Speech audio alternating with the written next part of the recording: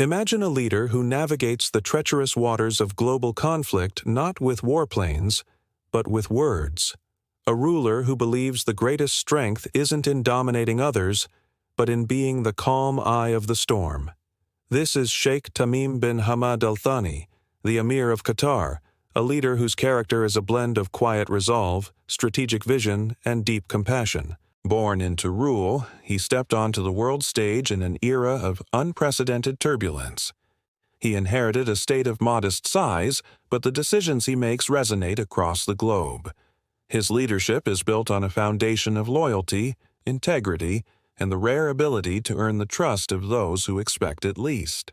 Since taking the helm in 2013, Sheikh Tamim has masterfully shown that friendship with the powerful doesn't mean sacrificing your independence.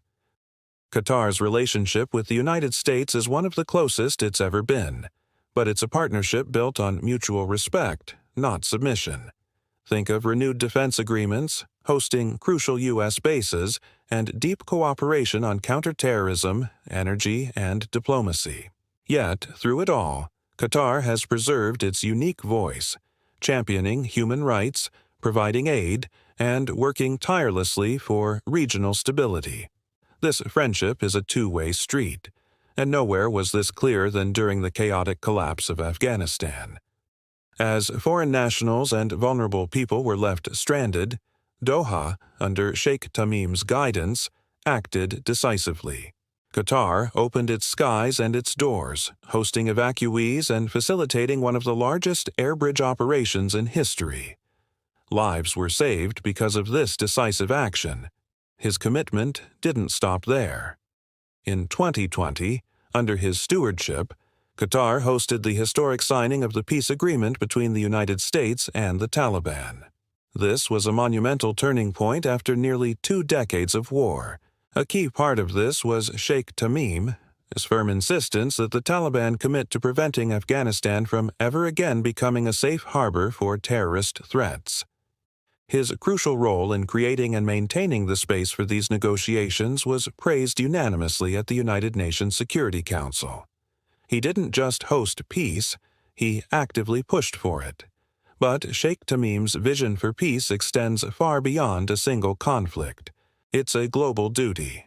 He has repeatedly argued, including on the world stage at the UN General Assembly, that isolating adversaries like the Taliban only deepens a crisis. He believes that dialogue, even with the most difficult actors, is absolutely essential.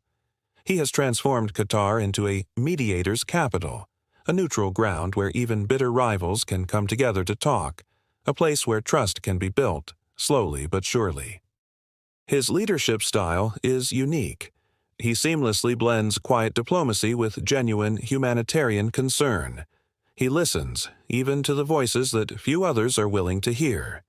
He treats every crisis not just as a strategic problem to be solved, but as a moral challenge to be met.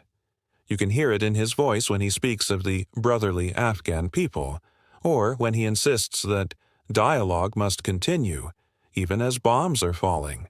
These aren't just empty words. Under his rule, they translate directly into action.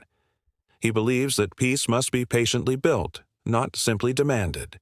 He is persistent. When one ceasefire fails, he works to negotiate another. When one party walks away, he finds another path forward. This principle is powerfully demonstrated in his response to the conflict in Gaza. When war erupted, Qatar, under Sheikh Tamim's direction, worked tirelessly with the United States, Egypt, and other partners. They didn't do it for headlines, they did it for the families trapped in the devastation. They worked to broker truces, to secure fuel, electricity, and life-saving relief supplies, all to alleviate human suffering. The strong friendship with the United States has enabled many of these efforts. U.S. officials have publicly and repeatedly thanked him for Qatar's indispensable role in evacuations, airlifts, and facilitating talks.